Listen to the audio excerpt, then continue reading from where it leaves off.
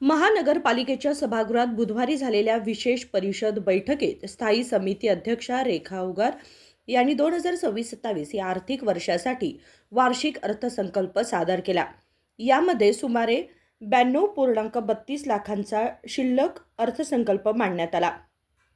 एकूण 442.54 कोटी उत्पन्न अपेक्षित असून विकास कामांसाठी 441.62 कोटी खर्च करण्यात येणार आहेत।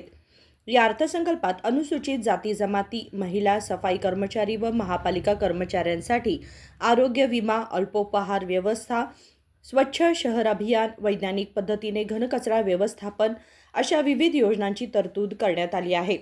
2026-27ನೇ ಸಾಲಿನಲ್ಲಿ ಬೆಳಗಾವಿ ನಗರದ ಸಮಗ್ರ ಮೂಲಭೂತ ಸೌಕರ್ಯಗಳನ್ನು ಹಾಗೂ ನಾಗರಿಕ ನಿರೀಕ್ಷೆಗಳನ್ನು ತಲುಪಲು ಮತ್ತು ಅನುಷ್ಠಾನಗೊಳಿಸಲು ಪ್ರಾಮಾಣಿಕವಾಗಿ ಪ್ರಯತ್ನಿಸಲಾಗುವುದು।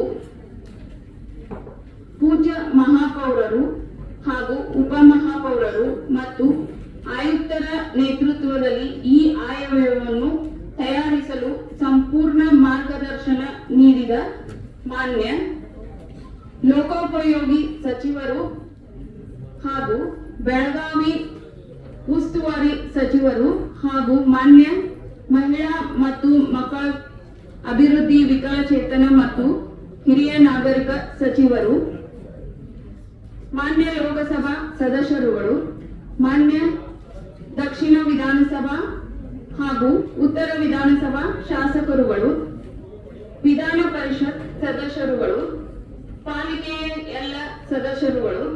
बैठकीस महापौर मंगेश पवार, उपमहापौर वाणी जोशी, आयुक्त कार्तिक एम, सत्ताधारी पक्षनेते हनुमंत कोंगाळी, उपायुक्त उदयकुमार तळवार, डॉक्टर सिद्धप्पा हुल्लोळी तसेच इतर मान्यवर उपस्थित होते। नजीम बेटगेरी, KMM मराठी, बेळगाव।